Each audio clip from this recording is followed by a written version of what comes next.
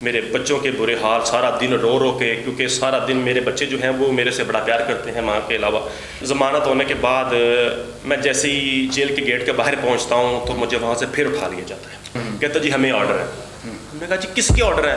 ये नहीं बता सकते, हमें ऑर्डर है। अच्छा, वहाँ जिसके ऑर्डर है उसका नाम नहीं ले सकते? नाम नहीं ले सकते। अच्छा। DSP साहब उन्होंने जब मुझे देखा तो उन्होंने मुझे फ़ौरन बाहर बुलाया। उन्होंने कहा जी हाफिज़ साहब आपका क्या मसला है? मैं कहा सर मेरे साथ पहले भी नाजायज़ हुई है, ये मैं अल्लाह को गवाह बना के कह रहा हूँ। अपने टेस्ट वगैरह सारे करवाए, अपना वेट भी करवाया तो 64 वेट था। 20 kg वेट मेरा जो है वो जेल पौने 2 माह में तकरीबन। फिर घर में रेटे होना शुरू हो गई, फिर परेशानी बन गई। कभी कोई पुलिस आ रही है, कभी किसी भाई को पकड़ लिया, मैं मौके पे नहीं हूँ, थाने ले गए हैं, उनसे पैसे दे के जैसे भी करके हम वापस आ जाते थे। मैंने नून लीग को वोट दिया, लेकिन उसके बावजूद मेरे साथ ये मामला हो रहे हैं कि अभी भी जो है वो सजाओं का मामला चल रहे हैं। हाँ। ये कोई और थाने आते थे, यानी कि कोई और हदूद के हमारे थाने का कोई तल्लक वास्ता नहीं था। बड़ा बुरा टाइम गुजरता था वहाँ पे। तौबा इस्तग़फ़ार, हम जिन चक्कियों में मौजूद थे वहाँ पे तो सांस भी नहीं निकलता। सलाखों के पीछे देखता हुआ सारी ज़िंदगी उनके। वो फिर रोते नहीं थे घर में? बड़ा रोते थे, रो रो के। मेरे बच्चों की हालत बहुत बुरी हो गई हुई थी, उनकी सेहत ख़राब हो गई हुई थी, मेंटली अपसेट हो गए हुए थे बच्चे मेरे। अस्सलाम वालेकुम नाज़रीन, मैं हूं अली चौधरी और आप देख रहे हैं मेरा ऑफिशियल चैनल। नाज़रीन, पिछले 2 साल से ज़्यादा अरसा बीत चुका। जुल्म और बर्बरियत हमारी रियासत और हमारे कुछ ख़ास लोगों की तरफ से जारी और सारी है। उसमें चाहे वो नून लीग का हो, चाहे वो पीपल्स पार्टी का हो या PTI का हो, बस अगर उसका नाम 9 में के केसेस के अंदर आ गया है तो वो बेचारा रगड़ा जाएगा, मारा जाएगा। मेरे साथ इस वक्त मौजूद हैं ज़हूरुल अमीन साहब, जिनका सियासत से तो ताल्लुक़ है लेकिन PTI से कोई ताल्लुक़ नहीं। और उस दिन अपनी ड्यूटी करने के बाद अपने घर तशरीफ़ लाए और घर के अंदर एक फंक्शन था, उस फंक्शन के अंदर से इनको ज़बरदस्ती उठा कर लेकर गए और इनको इनका जुर्म नहीं बताया गया। हालांकि जब उठाया जाता है तो बताया जाता है कि भाई हम आपको फ़लाँ जुर्म के मुकदमे में आपको उठा के लेके जा रहे हैं, इन्वेस्टिगेशन करेंगे वगैरह वगैरह। इनका जो बुनियादी ताल्लुक़ जो है वो मुस्लिम लीग नून से है और मुस्लिम लीग नून से भी इस वक्त की मौजूदा honourable chief minister Maryam Nawaz Sharif साहिबा, मेरा अगर कैमरा जूम करे तो ये मरीम नवाज शरीफ साहिबा हैं और ये ज़हूरुल अमीन साहब बैठे हुए हैं। ठीक है जी। अच्छा, फिर एक और फंक्शन है 2012 का, इसमें भी मैं आपको दिखा दूँ तो ये इधर साहब बैठे हुए हैं मेरे इधर जो राइट में, और इधर मरीम नवाज शरीफ साहिबा हैं।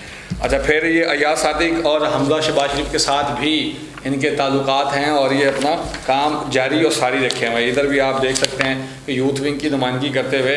फिर एक और फ़ोटो है जो कि इलेक्शन की कैंपेन के दौरान बनवाए जाते हैं पोस्टर्स वगैरह से। ये तशरीफ साहब कैंडिडेट हैं और उनकी कैंपेन करते हुए अपने ज़ाती पैसों से।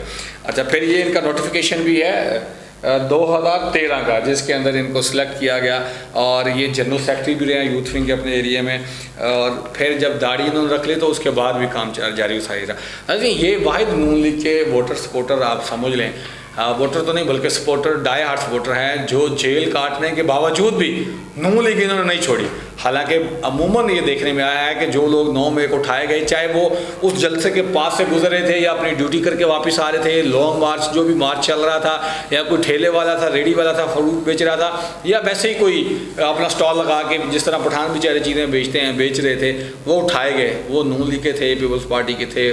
जेल काटने के बाद उन्होंने फैसला ये किया कि हम आज के बाद PTI को वोट देंगे क्योंकि इनके साथ बहुत ज़्यादा जुल्म और बर्बरियत बढ़ती गई है।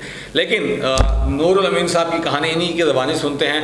इन्होंने नून लीग नहीं छोड़ी और देखते हैं कि मरीम नवाज अब इनके साथ क्या करती है। लेकिन मेरे वाला साहब ने जो है वो मेरे साथ आमना सामना नहीं किया। वो कहते मैं बर्दाश्त नहीं कर पाऊँगा, मैं देख नहीं पाऊँगा कि मेरा बच्चा किस तकलीफ़ में है।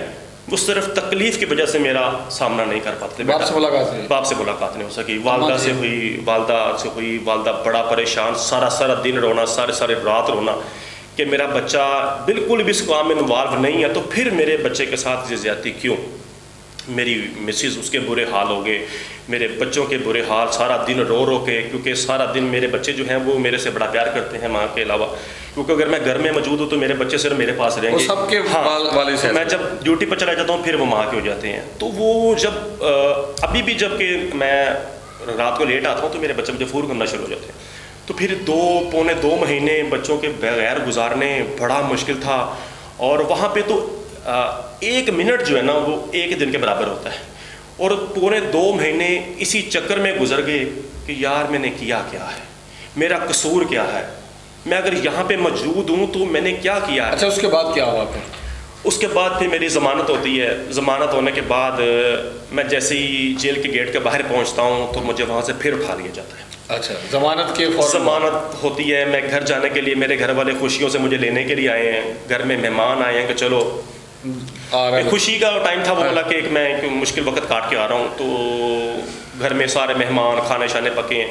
मैं जैसे ही जेल के बाहर फाटक के पास पहुंचा, मेरे घर वाले मौजूद थे, तकरीबन ये मगरिब के बाद का टाइम था, तो फिर वहाँ पे गाड़ियाँ लगी हुई मुझे उठाने के लिए। उन्होंने मुझे फिर वहाँ से पकड़ा, यहाँ से खींचा उन्होंने। दूसरी गिरफ्तारी मुझे 2-3 बंदों ने यहाँ से पकड़ लिया, किसी ने यहाँ से पकड़ लिया, किसी ने ये यहाँ से पकड़ लिया। उन्होंने पकड़ा, उन्होंने कहा जी आपने इस गाड़ी में बैठना है। यार मेरा कसूर क्या है, मैंने तो पहले भी कुछ नहीं किया, 2.25 महीने जेल काटी है, अब मैंने क्या ऐसा कर दिया कि आप मुझे फिर लेके जा रहे हो। खैर उधर मेरे भाई भी, दोस्त मौजूद थे, उन्होंने पुलिस वालों से बात की कि आप हमें बताएं आप क्यों उठा रहे हैं। कहते जी हमें ऑर्डर है। मैंने कहा जी किसके ऑर्डर है? ये नहीं बता सकते, हमें ऑर्डर है। अच्छा, वहाँ जिसके ऑर्डर है उसका नाम नहीं ले सकते? नाम नहीं ले सकते। अच्छा। खैर उन्होंने मुझे अच्छा खासा घसीटा, मेरे घर वालों ने बड़ी कोशिश की मुझे छुड़ाने की, घर लेके जाएं, लेकिन पुलिस वाले अमला ज़्यादा था। उन्होंने मुझे वहाँ से प्रिजन वैन में उठाया और वो मुझे फिर दोबारा CTD ले गए। अच्छा, फिर CTD ऑफिस? फिर मुझे CTD ले गए। तो CTD ले गए, हफ्ते का दिन था। CTD लेके रात तकरीबन 9 बजे CTD पहुंच गए थे। मेरी अंदर कैफियत ऐसी थी कि मैंने उनको कहा मुझे पानी दे दो, मेरी हालत बड़ी ख़राब है। फिर गाड़ी के अंदर ही बोतलें पड़ी थी खाली, काफ़ी 50-60 बोतलें पड़ी थी। मैं वो ढूंढता रहा कि कोई कतरा मिल जाए मुझे जिसमें पानी पी सकूँ। मैंने पुलिस वाले को बाहर कहा, मैं कहा मुझे पानी पिला दो, मेरी हालत बड़ी बुरी है। वो कहता पानी नहीं पिला सकता। कितने जालिम लोग। बस मैं इस बारे में क्या बता सकता हूँ। तो खैर सुबह का टाइम हुआ, वहाँ पे मुबीन भट्ट साहब थे, DSP साहब। उन्होंने जब मुझे देखा तो उन्होंने मुझे फ़ौरन बाहर बुलाया। उन्होंने कहा जी हाफिज़ साहब आपका क्या मसला है? मैं कहा सर मेरे साथ पहले भी नजायज़ हुई है, ये मैं अल्लाह को गवाह बना के कह रहा हूँ, अभी भी मेरे साथ नजायज़ हो रही है, तो खुदारा मेरे ऊपर रहम करें, मेरी कोई भी नहीं सुन रहा। उन्होंने कहा परेशान ना हो। उन्होंने मेरे मामला सारे देखे तो उन्होंने कहा ये C कैटेगरी है। तो उन्होंने मेरे से बयान रिकॉर्ड करवाया कि आप ठीक है हमें बयान दो, लिख के दो। उन्होंने मेरा सारी रिपोर्ट बनाई कि ये बेगुनाह है। तो मैंने उस वक्त इनको कहा मेरा PTI से कोई तल्लुक़ नहीं है, इनके पास मेरा वो बयान वीडियो मौजूद हो। वीडियो उन्होंने आगे DSP साहब ने जिसको भेजी है उनके पास वो मौजूद होगी, वो वीडियो और ये बयान में अगर कोई फ़र्क हुआ तो मैं जिम्मेदार हूँ। मैंने उस वक्त भी कहा था कि मैं हल्फन कहता हूँ मेरा PTI से कोई तल्लुक़ नहीं। वीडियो चली गई फिर PTI। अच्छा, उसके बाद मेरी सुबह का टाइम उन्होंने मुझे जो है वो वहाँ से फ्री कर दिया। उन्होंने कहा ठीक है मैं आपको CTD ने मुझे उन्होंने बरी कर दिया कि आप ठीक है हमें पता है बेगुनाह आप जाएं, हमने आप छोड़ दिया। मैं वहाँ से घर आ गया। हालत बड़ी ख़राब थी। जिस वक्त मैं जेल में गया उस वक्त मेडिकल होता है, उस वक्त मेरा वेट था 84। अच्छा। जब 2.25 महीने मैंने जेल काटी, जेल काटने के बाद जब मैं वापस आया, अपने टेस्ट वगैरह सारे करवाए, अपना वेट भी करवाया तो 64 वेट था। 20 kg वेट मेरा जो है वो जेल 2.25 माह में तकरीबन वो जेल खा गई थी। खैर वक्त गुजरता गया, परेशानियां बढ़ती गई बहुत ज़्यादा। अब तो आप रिहा हो गए, फिर परेशानी किस बात की? अब परेशानी इस चीज़ की थी कि जैसे ही मैं जेल से बाहर आया, अक्टूबर का महीना था जब मियां नवाज शरीफ साहब ने पाकिस्तान आना था। उस वक्त भी कुछ ये अनासर ने जो है वो मार्च वगैरह शुरू कर दिए, जलसे जुलूस धरने वगैरह शुरू कर दिए। वो प्रेशर फिर हमारे ऊपर आ गया, फिर घर में रेटें होना शुरू हो गई, फिर परेशानी बन गई। कभी कोई पुलिस आ रही है, कभी किसी भाई को पकड़ लिया, मैं मौके पे नहीं हूँ, थाने ले गए हैं, उनसे पैसे दे के जैसे भी करके हम वापस आ जाते थे। मैंने कहा यार ये किन कामों में पड़ गया हूँ, घर में नहीं रहना, घर में ताला लगना, कभी किसी रिश्तेदारों के घर, कभी किसी हर जगह। तो आपने ये जो आपके नून लीग वाला कैंडिडेट है, आपने इससे बात नहीं की? इनसे बात की थी तो वो कहता मैं इंशाल्लाह कुछ करता हूँ आपके लिए। अच्छा। अब मुझे नहीं पता उन्होंने क्या किया क्या नहीं किया। आपको पता है कि ये बस अपने टाइम के लिए इन्होंने आना होता है, उसके बाद ही गायब हो जाते हैं। अच्छा। लेकिन उसके फ़ौरन बाद 7 माह जेल काटने के बाद जनरल इलेक्शन आ गया 8 फरवरी को। 8 फरवरी। मुझे बड़े दोस्तों ने, अजीज़ो कारब ने कहा कि यार आपकी पार्टी ने आपके साथ इतना जुल्म किया है तो पार्टी छोड़ दो। लेकिन मैंने कहा नहीं, मेरे दिल के अंदर मियां नवाज शरीफ साहब का प्यार अभी भी मौजूद है, मैं ये पार्टी नहीं छोड़ सकता, मैं वफादारी नहीं तोड़ सकता। मैं कुरान पाक पे हलफ रख के कहने को तैयार हूँ। मैंने जेल काटने के बाद जब इलेक्शन हुआ है उसमें नून लीग को अवन चौधरी साहब को वोट दिया बड़ा, और छोटा मलक खालिद खोकर साहब को वोट दिया। ये मैं हल्फन और अल्लाह को हाजिर नाजिर जान के ये बात कर रहा हूँ, मैंने नून लीग को वोट दिया। लेकिन उसके बावजूद मेरे साथ ये मामला हो रहे हैं कि अभी भी जो है वो सज़ाओं का मामला चल रहे हैं। कम अज़ कम मुझे इंसाफ दिया जाए। उसके बाद फिर आपको कितना उठाया? उन्होंने कई दफ़ा मुझे उठाया, मैं जो है वो ले जाते थे, फिर पैसे वगैरह लेके छोड़ देते थे। अगर मैं घर से भाग गया हूँ या घर पे मौजूद नहीं हूँ, छोटे भाई को पकड़ लिया, बड़े को पकड़ लिया, जो काबू आया वो लेके मतलब एक दफ़ा आपके पास स्टैंप लग गए, अब आप नॉन लीग MNMP भी बन जाएं जी, आपको फिर भी पुलिस तंग करे। बिल्कुल ऐसे ही है। तो मैंने जो है वो फिर हमारे MPA साहब थे मलिक खालिद खोखर साहब, इनके जलसे भी करवाए। मेरे पास वीडियो मौजूद हैं जलसे करवाने की। तो मलिक खालिद खोखर ने क्या किया फिर आपके? उन्होंने मेरे लिए ये किया कि उन्होंने काफ़ी हद तक मेरी सपोर्ट की। काफ़ी देखे ना, एक नॉन लीग अगर MPA है वो SHO को फ़ोन कर दे या आपके इलाके के SP को फ़ोन कर दे कि भाई ये हमारा अपना नॉन लीग का बंदा है, इसको आपने नहीं उठाना, मुझे निकाल के पुलिस दोबारा जाएगी। अच्छा, इसमें सबसे बड़ी वजह ये थी कि हमारे जो मुतलका थाने थे वो हमें ठाणे नहीं आते थे। हाँ। ये कोई और थाने ठाणे आते थे, यानी कि कोई और हदूद के हमारे थाने का कोई तल्लक वास्ता नहीं था। तो यार वो DIG को तो जाके कह सकते थे ना, DIG ऑपरेशंस को, कि भाई ये आपकी पुलिस बार बार तंग कर रही है, इसका PTA से कोई ताल्लुक नहीं है। बिल्कुल ऐसे ही नहीं, उन्होंने अपनी तरफ से भरपूर, अपनी तरफ से जितना उनके से हो सकता था उन्होंने किया। जब मेरी ज़मानत होनी थी उस वक्त भी उन्होंने पुलिस से रब्ता किया, जी ये बंदा बेगुनाह है और मैं इसकी गवाही देने के लिए तैयार हूँ, इसका PTA से कोई लेना देना नहीं है। ये इवन कि जेल काटने के बाद बंदे का जो है वो माइंड वैसे चेंज हो जाता है। तो मैंने उसके बावजूद भी जो है वो अपनी नॉन लीग नहीं छेड़ी, और आज भी हल्फन कहता हूँ मैं आज भी नॉन लीग का हिस्सा हूँ। मैंने ऐसे बहुत सारे लोग देखे हैं जो आपकी तरह उठाए गए, लेकिन बाद में बस जिद हो गया ना, उन्होंने नॉन लीग छोड़ी और PTA ज्वाइन की। बिल्कुल ऐसे मेरे और डबल काम कर रहे हैं। बिल्कुल, मेरे दोस्तों ने मुझे कहा था कि छोड़ दो, मैंने कहा नहीं, मैं नहीं छोड़ सकता। मेरी पार्टी है, मेरी वफादारी है, मुश्किल वक्त है।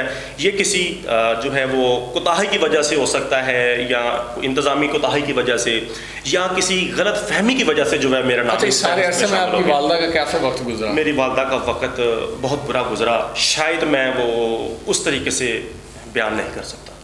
मेरी वालदा की हालत बहुत बुरी थी।